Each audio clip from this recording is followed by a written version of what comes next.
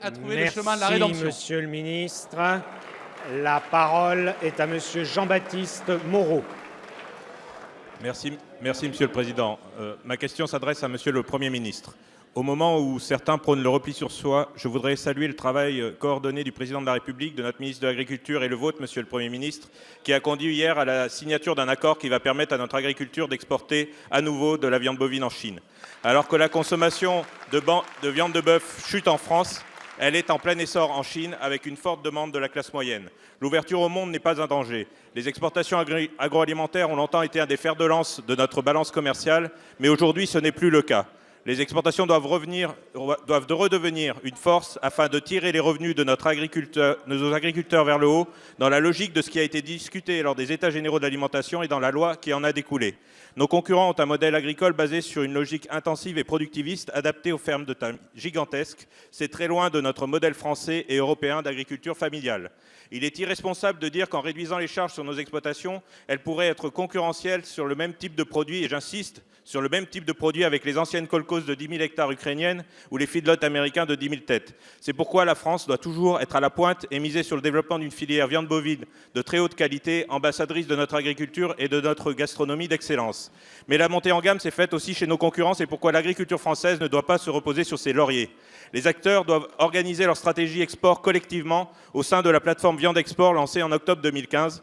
Il est nécessaire de porter une stratégie offensive pour valoriser nos filières et l'origine France. Cependant, il est irréaliste de demander à ce que l'agriculture française renforce ses exportations sans en contrepartie ouvrir nos frontières aux importations. Nous avons en France et en Europe les normes de production sociale, sanitaire et environnementale les plus élevées au monde et il est fondamental que tout nouvel accord commercial préserve ce modèle. Les Français sont fiers de leurs agriculteurs, la qualité de notre production et de notre alimentation est aviée partout dans le monde. Aujourd'hui, les enjeux sont grands. Ainsi, Monsieur le Premier ministre, quelles perspectives ouvre votre déplacement en Chine pour la filière bovine et plus généralement pour l'économie française?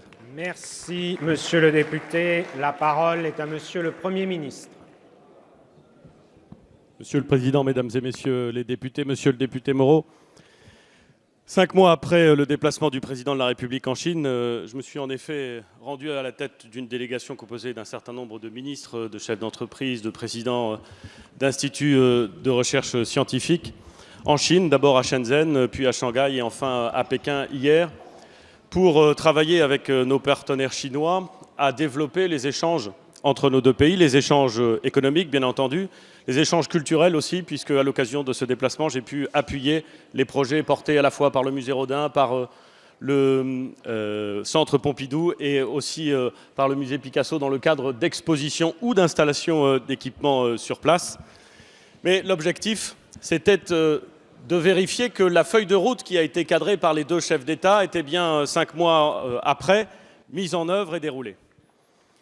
Notre coopération économique avec la Chine, elle a d'abord commencé par des partenariats industriels dans des domaines comme le nucléaire civil ou l'aéronautique. Elle s'est poursuivie dans un deuxième temps par le développement d'entreprises de production, de grande consommation, d'entreprises de distribution, par le développement du luxe, par le développement d'un certain nombre de services. Elle doit aujourd'hui passer à un troisième moteur. Ce troisième moteur, c'est l'innovation, c'est le développement de petites entreprises qui doivent faire le choix de l'internationalisation et qui doivent faire le choix des exportations. C'est la raison pour laquelle, dans la délégation que je conduisais, il y avait un nombre considérable de dirigeants de toutes petites entreprises, de start-up comme on dit, qui ont pu aller se confronter et échanger avec des potentiels partenaires chinois. Et puis, il y avait cette discussion sur le secteur agricole. Vous savez, monsieur le député, vous savez mieux que d'autres d'ailleurs, combien le secteur agricole est une force de l'économie française et combien, s'agissant de son commerce extérieur, il peut jouer un rôle décisif. Cela faisait 17 ans, mesdames et messieurs les députés, que la France ne pouvait plus exporter de bœuf en Chine. 17 ans que nos producteurs étaient privés d'un débouché considérable dans un marché qui est le premier marché mondial et dont la consommation de viande bovine se développe rapidement. Notre objectif, ça a donc été, avec les producteurs, avec les services de sûreté sanitaire, avec l'ensemble des acteurs de cette filière, de pouvoir réouvrir le marché chinois. C'est fait puisque le protocole d'exportation a été conclu hier. C'est donc jusqu'à 30 000 tonnes de viande bovine qui pourront être exportées en Chine. Mais le travail n'est pas terminé, d'abord parce que nous devons garantir le fait que les usines et les centres d'abattage seront homologués et validés par les autorités chinoises. C'est un travail qui est devant nous et qui va se passer, je le crois, dans de bonnes conditions. Et puis, nous devons aussi faire en sorte que l'ensemble des marchés en Chine s'ouvrent. Je pense notamment au marché de la viande porcine, je pense aux produits de transformation et notamment aux salaisons.